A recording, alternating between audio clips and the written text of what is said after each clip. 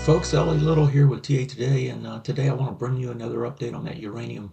The uranium is right at the point where it's going to either confirm or deny that we got the turn. And so what I want to do here is pop into these charts, give you an update, and show you what I'm seeing.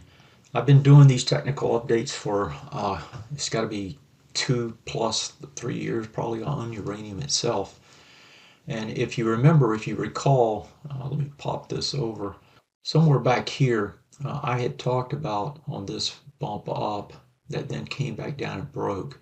Now that was on a weekly at the time. I'm looking at it on monthly because it's over a year now and it doesn't show on the weeklies right now. But it had broken down, right, came back up, and then when it broke lower, I believe it was right on that bar there, I said, this is not good, that this thing is at least sideways, if not down. And so, you had to be careful. You got to bump up here that you could get out on, and then that was it, right? And it was just straight down from there on, month after month after month. Well, now it's all changed, right? We've kind of bottomed out here, and we're at the point now where it looks like this thing has finally gave us confirmation that it wants to turn.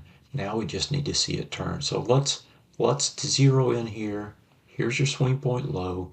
This is the retest region of that swing point low. This is on a weekly. The other thing it's done is it's broken over a swing point high, changed trend. Haven't seen a trend change since way back here. Most of the time it's been down, a few sideways, but never enough to push up and break a new, two swing point highs. We've only done one so far. You'd have to break another one. Now, how are we going to do that? Well, the way you do it is you break this bearish retest region. And so this little puppy right there, that's the critical area. Got to get over that. You get over it, you're going to go after this swing point high, and then these two up here, which is the critical ones. You get over those, you're going to break the old ones, right? New highs. And so that's the setup. That's what's happening. And if you want to look at it a different way, the fact that you've broken over this gives you a retest region here. And so there's a big range now from about here to here that this thing can trade in without telling you anything new. It's got to get over the top here, or it's got to get under on the other side. Now, you can go down to the daily and watch this, which is also a bullish retest region. So this one's actually turned bullish on the daily. You can see the reconfirmations twice after the turn. And so what you have here is a test back into two bullish retest regions.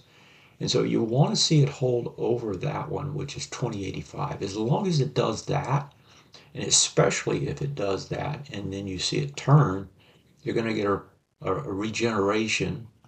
And in doing so, you'll get a push back, potentially to make new highs. Over here, going back to the weekly, the key here is to set up an ABCD structure to the top side. And so a pullback here, which is what it's doing, that turns and pushes back up, will allow you to go after those.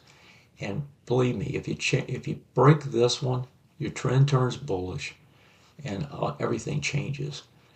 Still not there, very close. I'm very excited about what I see here.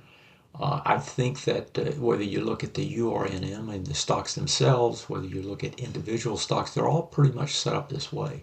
They're all set up with that idea that we're very close to confirmation that the long term has proven true, and that is that this market still wants to go higher.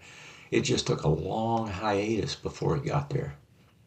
That's where we're at. If you like the video, you stuck around this long, give me a like, subscribe, and I'll keep you up to date as this market continues to prove that those who are patient are probably going to win.